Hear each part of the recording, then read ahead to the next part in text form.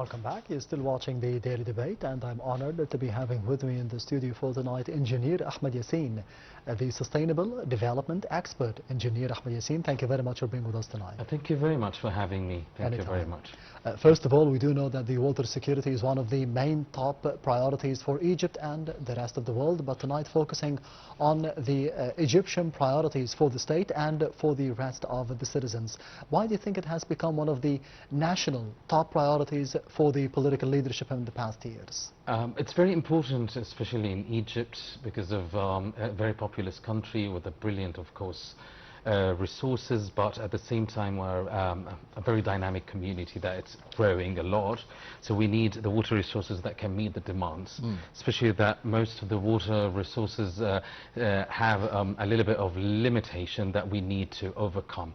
And not just the government that should have the priority or to make it as its priority, it's also the citizens themselves, because they need to be more aware about the issue. Yes. Another factor is climate change, is another thing that we have to bear in mind that we need to focus on. Yes. Speaking about the awareness of the citizens, what should we do? Because in the past couple of months, we do know more about how to be conserving energy, for example, but what about conserving the water that we have nowadays at our disposal? It's very important to talk to the younger generation first, Yes. because they don't realize the gravity of the problem. So I've seen many great awareness campaigns that are happening in national schools about the water scarcity and how we need to conserve water. And I want to tell you that most of our resources are leaked into, what we call it unwanted habits. And it happened a lot.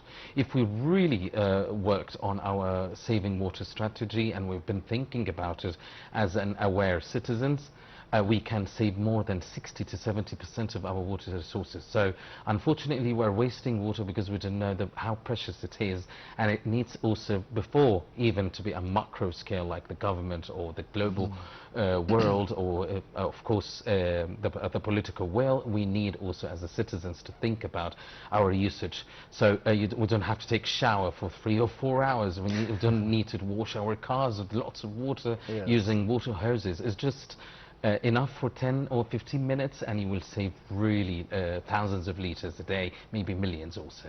Now, speaking about the water scarcity, as you mentioned, how do you think this will be affecting the development of the country as well as the social stability of it? You know, water is life, and what made Egypt as a significant country in the region and more stable country is water. And we need to thank God for the Nile, but at the same time we need to protect it and protect our resources. What I see is, if we are talking about stability, we need also to have an infrastructure can withstand the demand of the water issues that are happening. And we see really brilliant macro projects happening in Egypt about renewing our resources, protecting it, and also trying to do a closed loop cycle, not to lose a single drop of water.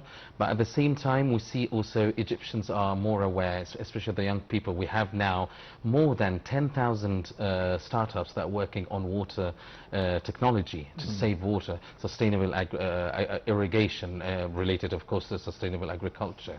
And we've seen also brilliant minds that are doing projects related on also how to generate electricity for pumps that are pumping water to the land. So we've got many things to do, but we need to scale up, and we need to do more than that and amplify the signal times 100 in Egypt, and we have the capabilities to do so. And we also have a plan. We have a vision of course, the Egypt definitely. 2030 vision, which is integrating the water sustainability into it in order to be having more development for the future. How do you see the importance of integrating the water sustainability into the Egypt 2030 vision? It's very, very much aligned. We started with tackling, climate change problems related to the water, because, temperatures are on the rise. So we are trying now to shift and to find some solutions related to the shift of the rain cycles or rainwater cycles happening in Egypt. And we've seen a very good infrastructure projects. What happened yesterday and today about the inauguration of the new delta, because there is a will that how we can get the use of our water. It's just we're not pressuring our water resources. No, we are trying to do some sort of a combined cycles of another leaked water that we've lost for many years now. It's part of another project. And for we want also to work on how young people, especially in schools and universities, and everyone, it doesn't have to be the water experts or engineers, everyone, lawyers, doctors, physicians, everyone need to understand how he can do this on a daily basis. And so it comes from top-bottom strategy, so Yes. coming from, of course, the government, political will, and goes down to the citizens, goes down to the farmers and the fishermen. Everyone related to the water sector should understand that. Also, Egypt has believed in the concept of blue economy that is really working well with the water strategy, and we found out also that most of the projects that worked with the I can say, because I'm a little bit biased to the young people, Yes. really was successful 100%. So using mines, also investing in it and investing in that sector will really get 2030 goal and maybe before also. Yes, Engineer Ahmed Yassin, as you mentioned that yesterday we have seen the inauguration of the new Delta project in the presence of His Excellency President Abdel Fattah al-Sisi, and you mentioned that there was a new trick, which is treating the wasted water. It used to be going to the Mediterranean, wasted altogether, but to be treating this kind of water. How do you see this important shift in the vision that we are having nowadays, not to be just depending on the resources that we have, but to be creating other ones, to be having greener areas, more greener areas in the desert? It's extraordinary, to be honest, because we need that kind of, things, because we're always complaining about water problems and scarcity, but we never had water scarcity. We have unnecessary, what we call it negligence, the negligence of how we are using water. Also treating the grey water, which is a very massive resource to many things. Also, you're not just having water that you are irrigating the crops, also you have the nutrients and how we are filtering that grey water to be used for important irrigation and what we call it, trying to combat the desertification to many places, and also crawling to the desert. So the green now is crawling the desert, not the other way around. This is brilliant, and this happened because we believed in science and such, and we know very well that we can every single drop of water can be reused again and again and again, which is something created by God in the first place. It's rain coming from evaporation, coming back again to the land. So we just also trying to make the whole cycle complete, and we are closing the loop. Yes, and believing in God and believing in science. Exactly. As you mentioned, the Neba pumping station that we have seen yesterday to be lifting water, defying gravity from the lower areas to the upper areas of the governorate of Al Giza, and more specifically at the axis of Sheikh Zayed. Do you think that this style, this mechanism, this project could be replicated in different parts of the country as well? Exactly, because what we need also to amplify the signal and to make new projects, the brilliant and the greatest thing about Egypt also that we learn from our mistakes, and we've done several projects related to the water strategy, and the trial and error that happened really made an accumulation of experience. You can speak to a brilliant water expert in Egypt more than any other countries, because they believed that this issue and we on to protect our water resources is happening every day. So the projects might happen also in different places that we need, especially we can go further south. The south need also that kind of projects. We have a brilliant project related. Can it be happening there? Yes, of course, because you have now the best renewable energy power planet in the world, the fourth biggest, and the best and the biggest one in the Middle East, Bimban. Yes. So, but most of the people think that energy is not related to the water. We have something called a nexus of energy, food, and water, and this type of thing is very much related. So, relating the energy, we have a renewable energy source which is massively perfect, and it's getting really the important investments, and also very efficient. We can use it also to pump some or to get the water infrastructure well well in a very, very small, hot village in Aswan. So it might happen there if we just meant to start also the infrastructure. So projects going to happen, and we can work on that. So we have a good example in this, which is the most important thing to develop a project is energy. So why not? It's going to happen. We need to be protecting every drop of water, according to the political leadership and the statements of President Abdel Fattah al-Sisi, Prime Minister Dr. Mustafa Madbouli, and even Foreign Minister Dr. Badr Abdulati at various platforms internationally as well, that we need to be doing that. And you spoke, Engineer Ahmed Yassin, about the habits that we need to change as citizens. But what about the farmers? Because you mentioned the farmers in specific. What are the habits that they need to be changing in order to be reducing the water consumption in general, yes. especially in terms of irrigation and agriculture? This is a brilliant question, because we need to say something about the Ministry of Agriculture, that they've done a fantastic job in raising the awareness of the farmers.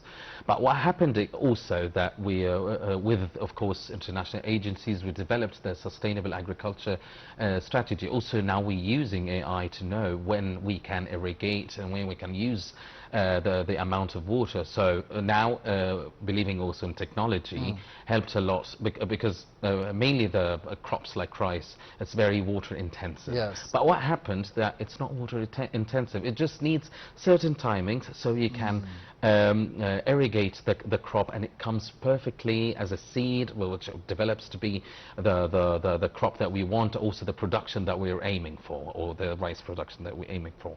So the farmers here is just not just raising their awareness, also to put them on programs that can help them to implement. Like education? Yeah, education, yes. Of course, and this is happening, by the way, with Ministry of Agriculture, and also with the Ministry of Water Resources, and Dr. Hani Swil, the Minister of Water Resources, have mentioned the Cairo Water Week that happened last October, on brilliant success stories happened in places that we've never imagined that they're going to have that kind of awareness. And farmers spoken about how they are now they know that there is some ticks and problems that we've been facing, challenges every single time. Now they overcame such thing because of they've been educated on how to do that kind of sustainable irrigation, and they never imagined the rice, that it's one of the most water intensive crops now.